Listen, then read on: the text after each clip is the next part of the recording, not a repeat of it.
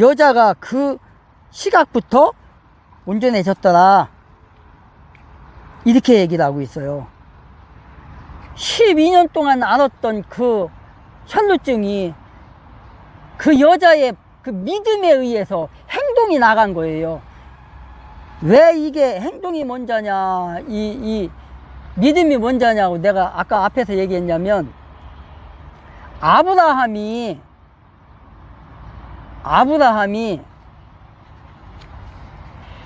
가나안 땅에서 하나님의 명령에 따라서 어떻게 했다겠어요? 여호와를 믿음에, 하나님을 믿음에 행동이 나갔다겠어요. 그러니까 구약에서도 믿음인 거예요. 믿음. 믿었음에, 아브라함이 믿었음에, 하나님을 믿었음에, 하나님의 말씀을 믿었음에 가나안 땅으로 들어갔고, 하나님의 말씀을 믿었음에 이삭을 바친 거예요. 이삭을 행동이 먼저 나간 게 아니라 믿었음에. 뭐를 믿어요? 죽은 사람도 살리는 하나님을 믿었음에. 이삭을 제물로 드렸을 때 하나님이 살릴 수 있다는 그런 믿음이 있었기 때문에 행동으로 나간 거예요. 모든 게 다 믿음이 앞서는 거예요. 마찬가지로 이 여자도 믿음인 거예요. 믿었음에 나간 거예요, 여자가. 그리고 야이로, 가버나움의 해당장도 믿었음에 내 딸을 와서 안수기도 해주세요, 살려주세요 한 거예요. 그래서 예수님이 그 집을 가려고 일어서서 가는 중에 제자들이 따로 가는 중에 여자가 와서 혈루병 12년 동안 혈루증을 앓던 이 여자가, 재산도 탕진한 이 여자가 믿음으로 만졌을 때 예수님의 몸에서 능력이 나간 걸 아는 거예요. 능력이 나간 거를, 예수님의 몸에서. 그래서 뒤돌아보면서 딸아, 안심하라. 소자야, 소녀야, 소자야, 두려워하지 말라. 네 믿음이 너를 나섰다. 온전하게 됐다. 지금 이렇게 말한 거예요. 응? 그러면서 뭐라고 그래요? 23절에서 예수님께서 그 치리자의 집에 들어가 노래하는 자들과 떠드는 사람들을 보시고 그들에게 이르시되 물러가라. 그 소녀는 죽지 않고 잔다 하시니 그들이 그분을 비웃더라.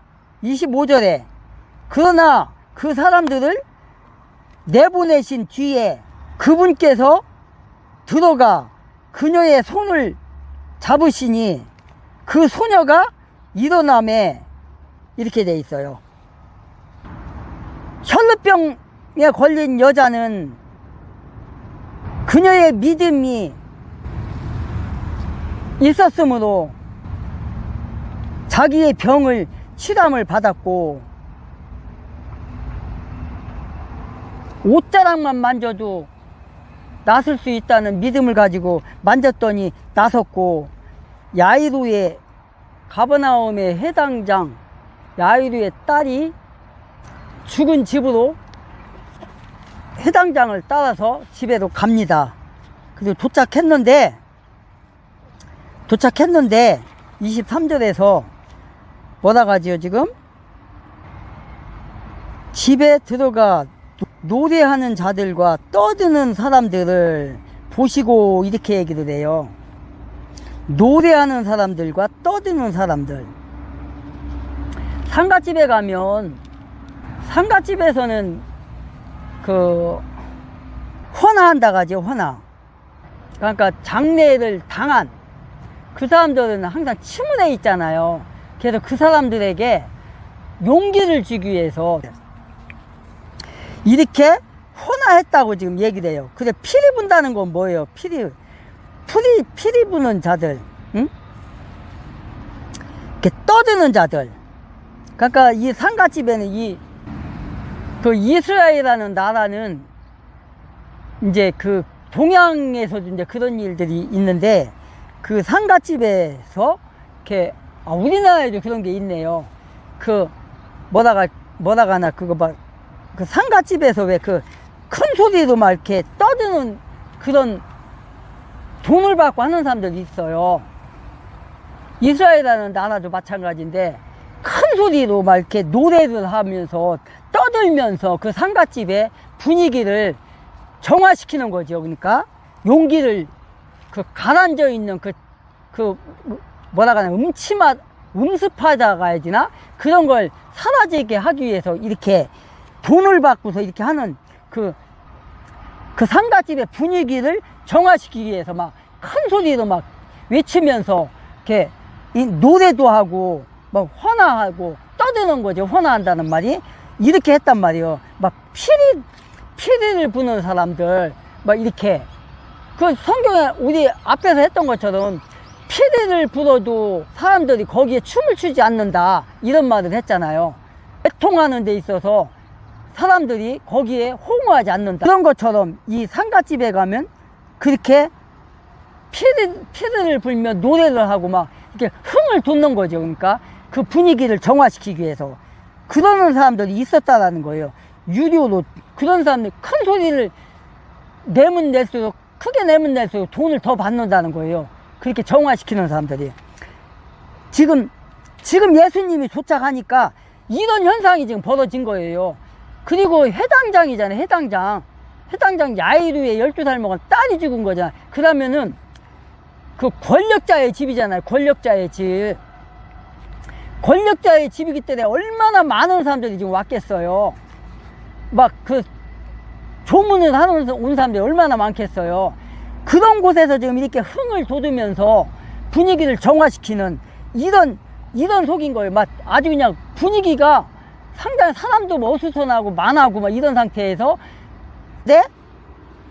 이렇게 지금 초상집의 분위기가 무르익은 거예요. 지금 이런 상태에서 예수님이 뭐라고 하는 거예요. 지금 잔다, 이 소녀가 잔다, 지금 이렇게 말을 한 거예요. 지금 23절에서는 뭐라고 해요? 노래하는 자들과 떠드는 사람들, 지금 얘기했죠. 그 상가집에 가면 막 떠드는 사람들, 노래하는 사람, 헌화하는 사람들, 이거 얘기했죠. 그 이어서 24절에서는 뭐라고 하고 있어요? 이르시되 물러가라. 그들에게 지금 물러가라는 거예요. 지금 떠들지 마라, 지금 이 소리예요. 물러가라. 그 소녀는 죽지 않았고 잔다, 이렇게 얘기한 거예요. 잔다. 그러니까 뭐라고 그래요? 잔다 하시니 그들이 그분을 비웃더라. 왜 비웃어요? 아니 분명히 지금 죽었는데, 죽어서 지금 우리가 지금 분위기를 돕기 위해서 상가의 분위기를 정화시키기 위해서 막 노래하고 헌화하고 막 큰 소리를 치고 지금 막 분위기 이렇게 만들고 있는데, 난데없는 예수님이 와가지고 다 물러가라는 거야. 죽지 않았는데 왜 니네들이 그렇게 헌화를 하냐, 큰 소리를 치며 노래를 하냐, 그러지 말고 물러가라, 지금 이런 거예요. 지금 그러면서 비웃는 거야. 지금 예수님을. 이런 상태예요. 지금 이런 상태. 그러니까 뭐 이게 무슨 말이에요 이게 지금.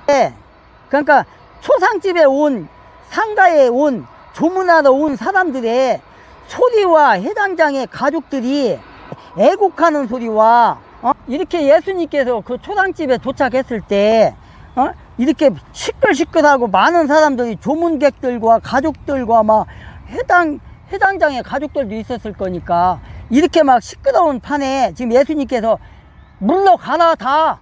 이 소녀가 잔다, 죽지 않았다. 그러니까 지금 있는 그 문상객들에게, 피리를 부는 자들에게, 노래하는 자들에게 물러가라, 더 이상 소리 내지 말라. 이 소녀는 어떻게 했다는 거예요? 죽지 않았다, 잔다, 자고 있다, 지금 이렇게 얘기하는 거예요. 근데 이제 여기서 이제 우리가 오해의 소지가 있는 게 뭐냐면, 진짜 이 소녀가 자는 건가요? 그렇지 않다고요. 죽었다고요. 진짜 죽은 상태예요 지금. 그런데 왜 예수님께서 이렇게 말씀을 하시냐? 죽은 자가 죽은 게 아니다라는 게, 지금 예수님께서 자는 사람을 죽었다고 하지 말라. 이렇게 말씀하고 있잖아요. 예수님께서. 이 예수님의 말씀은 우리가 언뜻 들을 때 오해의 소지가 있는데 그렇지 않다는 거예요. 그렇지 않다는 거. 뭐예요, 지금? 이 말씀을 한번 골똘히 한번 생각해 보라고, 이 말씀을. 그러니까 예수님의 말씀을, 이 예수님이 말씀하는 이 표현을 우리가 잘 이해를 해야 돼요, 지금. 지금 예수님은 내면적인 얘기를 하는 거예요. 내면적인. 지금 예수님께서는 잔다, 떠나가라. 예수님께서 이렇게 말씀하신 거는, 잔다라는 이렇게 말씀하신 거는 육체적으로는 죽었을지 몰라도 우리가 죽었다라고 할 때 영혼까지 죽나요? 혼까지? 그렇지 않다는 거예요. 지금 그렇게 표현하시는 거예요. 지금 예수님의 뜻은 지금 그 뜻인 거예요. 비록 육체적으로는 죽었을지 몰라도 소녀의 육체적인 죽음은 그 혼까지도 죽었냐? 그렇지 않다는 것을 얘기하는 거예요. 지금 이게 나사로 얘기 때도 한번 보자고요. 나사로 얘기. 요한복음 11장에 나와 있는 그 나사로가 죽었는데 예수님이 뭐라고 그래요? 마리아에게 내가 살리러 간다 얘기를 해요. 그랬을 때 마리아가 뭐라고 그래요? 내가 말세에는, 그러니까 그 말세가 뭐예요? 이 세상이 끝나는 날, 하나님의 심판이 있는 날에는 살 줄 안다. 근데 예수님하고 마리아하고 말이 달라요. 뜻이. 예수님은 지금 내 말을 믿으면 지금 살아난다 이 말인 거예요. 근데 마리아는 그게 아닌 거야. 그렇게 알려주지 않았어요. 말세에 가서, 심판의 날에 가서 산다는 걸로 그렇게 하는 거예요. 먼 미래에. 근데 예수님은 아니다, 지금이다, 지금 이 시간에 네가 믿으면 살아난다, 그 말인 거야. 그 말하고 이게 일맥상통하는 거예요. 지금 자고 있다. 근데 나사로가 어떻게 됐어요? 죽은 지가 오래돼 가지고 사흘이 넘어서 썩어서 냄새가 났어요. 그거와 같은 말이에요. 이게요. 잔다. 육체적으로는 죽었을지 몰라도 그 영혼은 죽지 않았다. 지금 이 말인 거예요. 지금 이게. 그래서 예수님께서 회당장 야이루의 집에 도착했을 때 피리 보는 자들과 헌화하는 자들과 떠드는 사람들이 있었다. 그 사람들을 왜 떠드느냐? 자는 소녀에게서 왜 시끄럽냐? 나가라! 했을 때 사람들이 비웃었잖아요. 그런데 예수님이 들어가서 소녀의 손을 잡았어요. 이제 25절에 보니까. 그러나 그 사람들을 내보내신 뒤에 그분께서 들어가 그녀의 손을 잡으니 그 소녀가 일어나매. 26절에 이것으로 인해 명성이 온 땅에 널리 퍼지니라 이렇게 돼 있어요. 믿으면 낫는다는 거예요. 아니, 믿으면 살아난다는 거예요. 이렇게 예수님께서는 가셔서 직접 소녀의 손에 손을 대시며 일어나라 했을 때 떠났던 그 영혼이, 그 혼이, 영혼이 아니고 혼이죠. 혼. 육과 혼과 영이니까 혼이 돌아오는 역사가 일어난다. 이렇게 예수님의 말씀이면 모든 것이 다 이루어진다. 이런 걸 알 수 있는 겁니다. 바로. 그래서 25절 26절에서 나타난 것처럼 예수님께서는 자신을 비웃는 무리들을 향해 나가라 내보낸 후에 이렇게 그 직원 야이루의 그 집에 그 소녀에게 손을 대심으로 말미암아서 죽었던 소녀가 혼이 돌아왔다.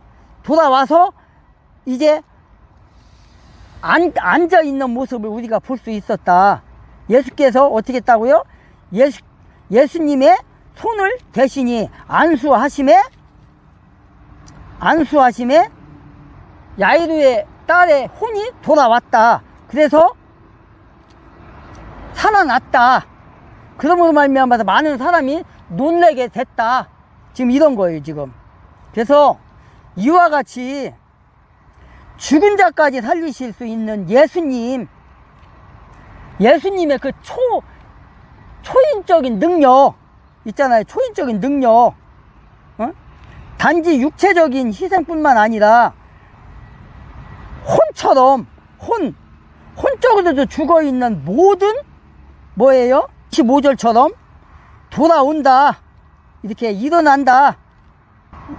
죽었던 사람이, 모든 사람이 구원을 받을 수 있다. 죄인들까지도 이런 모습을 보며 돌아온다. 구원을 받는다. 라는 것을 우리가 알아야 된다는 거예요. 예수님은 말씀으로도 고치시고, 손을 대심으로도 고치시고, 또 가까운 데나 먼 데나 가실 때는 가시고, 말씀을 할 때는 말씀을 하신다. 이런 하나님이시다. 27절에 보니까 예수님께서 거기서 떠나실 때에 눈먼 두 사람이 그분을 따르며 질러 이르되 다윗의 자손이여 우리에게 긍휼을 베푸소서 하더라. 28절에 그분께서 집에 들어가심에 그 눈먼 사람들이 그분께 오므로 예수님께서 그들에게 이르시되 너희는 내가 이 일을 할 수 있다고 믿느냐 하시니 그들이 그분께 이르되 주여 그러하오이다 하매 29절에 그때에 그분께서 그들의 눈에 손을 대시며 이르시되 너희 믿음대로 그 일이 너희에게 이루어질지어다 하시니 30절에 그들의 눈이 열리므로 예수님께서 그들에게 엄히 명하여 이르시되 주의하여 아무도 그것을 알지 못하게 하라 하시니라. 31절 그러나 그들이 떠나서 그분의 명성을 그 온 지역에 널리 퍼뜨리니라. 27절부터 31절까지 지금 연속해서 지금 문둥병 환자도 치료해 주시고 또 죽은 자도 살려주시고 귀신도 쫓아주시고 안진뱅이도 낚여주시고 이런 사건들이 지금 이 9장에서 연속적으로 지금 나오고 있어요. 그쵸? 예수님의 사역 중에서 이런 사역들이 꽤 많아요. 이런 사역들이. 그래서 예수께서 야이로의 딸을 치료해 주시고 나오셨는데 무슨 일이 일어난 거예요? 지금 또 소경이 또 따라왔어요. 소경이 떠나실 때 두 소경이 두 맹인이 지금 예수님을 따라온 거예요. 눈먼 자가, 눈먼 사람이 따라오며 소리 지르는 거예요. 지금 주여 하나님이여 하나님의 아들 다윗의 자손이여. 다윗의 자손이라는 말은 뭐예요? 이들은 지금 예수님이 누군지 아는 거예요. 이렇게 27절에서 예수님께서 나가실 때 소녀를 고쳐주시고, 아니 소녀를 죽음에서 살려주시고, 이제 그 초상집에서 야이루의 집에서 나가실 때 어떻게 했다고요? 눈먼 자가 또 따라왔다고 했어요. 눈먼 자가 소경이 또 따라오며 소리 질러요. 소리 지르며 살려달라고 지금 또 이렇게 말을 하고 있는 거예요. 지금 다윗의 자손이여 우리를 불쌍히 여기소서 이렇게 지금 예수님을 향해서 소리치고 있는 거예요. 제발 좀 우리를 좀 살려주십시오. 우리의 눈을 좀 보게 해주십시오. 응? 근데 여기서 다윗의 자손이라는 말이 무슨 말이죠? 다윗의 자손? 다윗의 자손이라는 말은 다윗의 계보를 얘기하는 거죠. 계보, 즉 아브라함과 다윗과 야곱의 자손이라고 하죠. 자, 아브라함이 이스라엘의 시조예요. 시조. 아브라함이 시조로서 이스라엘을 나라를 건국을 했어요. 그래서 그 아브라함의 몸에서 나온 게 다윗이고, 다윗의 몸에서 나온 게 야곱이고, 야곱의 몸에서 나온 게 예수예요. 42대 처음에 마태복음 1장 1절부터 27절까지, 아니 17절까지 했죠. 거기서 예수님의 계보, 족보 얘기했죠. 그거예요. 바로 그 얘기는 뭐냐, 예수님이 다윗과 같은 용감한 그런 왕으로서 지금 다윗의 자손이라고 하는 거예요. 근데 여기서 사실상 다윗의 자손이라고 외쳤던 이 봉사들은, 이 맹인들은 사실상 그런 뜻은 아니에요.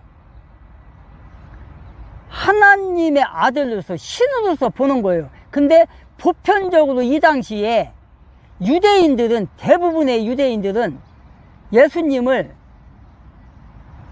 인정을 안 했어요. 하나님의 아들을 인정을 하지 않았어요.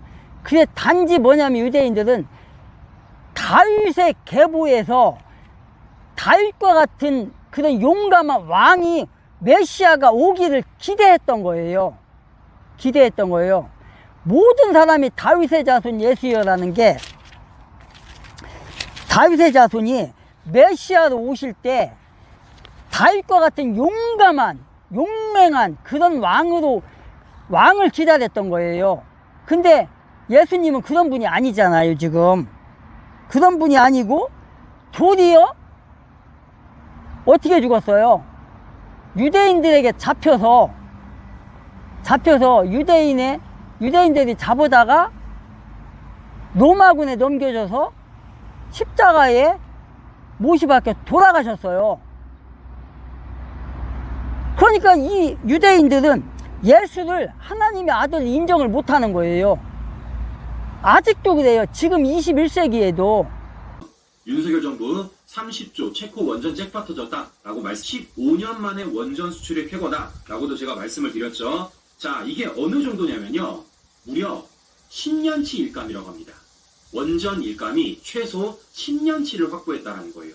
그만큼 어마어마한 성과라는 걸 우리가 또 한 번 확인해 볼 수 있다는 것인데, 자, 그러면 이와 관련돼서 이게 어떻게 이루어졌는지 지금 막점 막후가 밝혀지고 있다는 겁니다.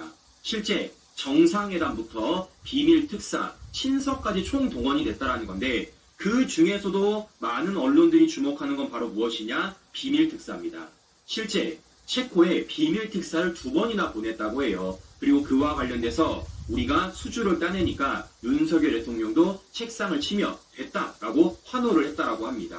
자, 그러면 중요한 건 이런 겁니다. 이 비밀 특사가 왜 언론에 많이 조명이 되느냐? 바로 이거예요.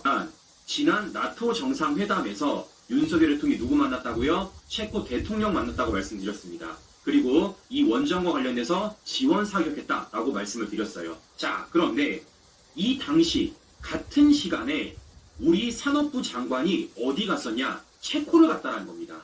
누구 친서를 두고? 윤석열 대통령 친서를 두고 체코를 가서 누구를 만나냐? 체코 총리를 만났다라는 거예요. 자, 그럼 뭐 하는 겁니까? 한쪽에서는 윤 대통령이 체코 대통령 만나서 지원 사격하고 있고, 한쪽에선 산업부 장관이 윤 대통령 친서 들고 체코 총리를 만나고 있는 겁니다. 양방에서 이 원전 수주를 따내기 위해 노력을 했다라는 거예요. 그런 성과에 따라서 뭐 하는 겁니까? 이런 원전 수주 성과를 올렸다라는 겁니다. 얼마만큼 윤석열 정부가 이걸 따내기 위해서 노력했는지 확인해 볼 수 있다는 것이죠. 지난주 나토 정상회의에 참석한 윤석열 대통령. 양자 정상회담 12개국 가운데는 체코가 있었습니다. 윤 대통령은 파벨 체코 대통령에게 아랍에미리트 바라카 원전 사업을 보고 판단해달라고 당부한 것으로 전해졌습니다. 바라카 원전 사업을 납기 내에 성공적으로 추진한 경험을 강조한 겁니다. 같은 기간 남덕근 산업통상자원부 장관은 비밀 특사 자격으로 체코에서 피알라 총리를 만나 윤 대통령의 친서를 전달했습니다. 최근 2달 사이 두 번째 방문이었습니다. 그러니까 지금 윤석열 정부가 어느 정도로 노력을 했는지 그 노력 속에서 우리가 이런 원전과 관련된 성과를 올렸다는 걸 확인해 볼 수 있다는 것입니다. 자, 그야말로 정말 전방위적으로 윤석열 정부가 그리고 민간 기업들과 원팀이 되어서 팀 코리아가 되어서 이런 원전 성과를 올렸다는 걸 확인해 볼 수 있다는 것입니다. 이쯤 되면 우리가 물어봐야죠. 양산 책장수 보고 있나? 대통령도 없는 체코에 가가지고 뭡니까? 김정숙의 버킷리스트를 행사해준 그런 양산 책장수 보고 있나? 그럼 이제 중요한 건 이런 거예요. 여러 차례 말씀을 드렸지만 윤석열 정부가 항상 성과를 낼 때마다 이걸 누가 보도해줘야 되겠습니까? 언론사들이 보도를 해줘야 되잖아요. 제가 그래서 어제도 좀 봤습니다. 실제 이와 관련돼서 TV 뉴스들이 어떻게 보도를 하는지 지켜봤는데 자, 어떻게 보도를 하느냐? 일단 모두 다 긍정적으로 보도를 합니다. KBS도 좋게 보도하고요. SBS도 좋게 보도하고요. TV조선, 채널A, MBN 다 좋게 보도합니다. 그런 가운데 딱 두 군데가 딴지를 걸더라고요. 어딘지 딱 아시겠죠? 어디? JTBC, MBC입니다. 굳이 이걸 넣어요. 뭡니까? 덤핑 우유. 네, 굳이 이걸 넣습니다. 덤핑 우유. 이거 누가 넣은 겁니까, 신규 여러분들? 바로 한겨레가 넣은 겁니다. 한겨레. 그러니까 쩝쩝 언론들은 이와 관련돼서 고지고대로 받아줄 수 없는 것이고 어떻게든 생채기 한번 내고 싶은 거예요. 그러니까 한겨레도 덤핑 쓰고 있고 JTBC도 덤핑 쓰고 있다는 겁니다. 그러면 한 군데가 더 있어요. 어디? MBC. 자, 제목을 보시면 MBC는 덤핑이 없는 것처럼 보여집니다. 중요한 건 뭡니까? 안에다 넣어놨습니다. 덤핑이라고. 자, 이 편향된 언론들이 어떻게든 윤석열 정부의 원전 성과와 관련돼가지고 조금이라도 생채기 한번 내보려고 덤핑이란 얘기 가져다가 지금 저렇게 또다시 선전선동을 하고 있다는 거예요. 자, 그러면 지금 이들이 말하는 건 무엇이냐? 실제 외신에서 저런 얘기를 했다는 겁니다. 똑같은 외신으로 제가 반박을 좀 해보도록 하겠습니다. 자, MBC, 한겨레, JTBC 모두 다 뭐하고 있습니까? 외신 보도 끌고 오고 있어요. 뭐 외신에서 덤핑에 가까운 거절할 수 없는 가격이다 라는 얘기를 했다는 겁니다. 자, 그런데 이와 관련돼서 반박하는 외신 기사가 있습니다. 이거예요.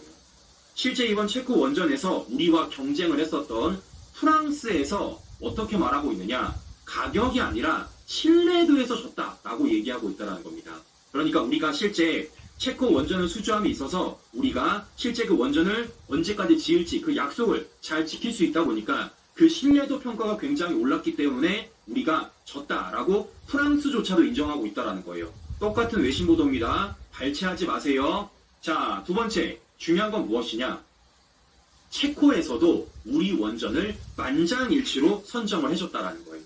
실제 관련 내용 들어보니까요. 체코 원전 전문가들 무려 200여 명이 채점을 했고 평가를 했는데 그 가운데서 만장일치로 우리 원전을 선택했다는 겁니다. 자, 이렇기 때문에 지금 좌파들이 이와 관련돼서 말도 안 되는 생채기를 내려고 해도 말도 딴지를 걸려고 해도 결론적으로 뭐라는 겁니까? 낼 수 없는 생채기다 라는 말씀을 보시는 것처럼 좌파들은 뭐하고 있습니까? 윤석열 정부가 조금이라도 잘했대. 뭐하고 있어요? 어떻게든 이걸 숨기려고 하고 있고 심지어 그걸 숨기지 못하니까 뭐하고 있습니까? 조금이라도 생채기를 내보려고 하고 있다는 겁니다. 이렇기 때문에 우리가 이와 관련돼서 이게 왜 어마어마한 성과인지 이게 왜 중요한지 더 많은 분들에게 알려야 되지 않을까라는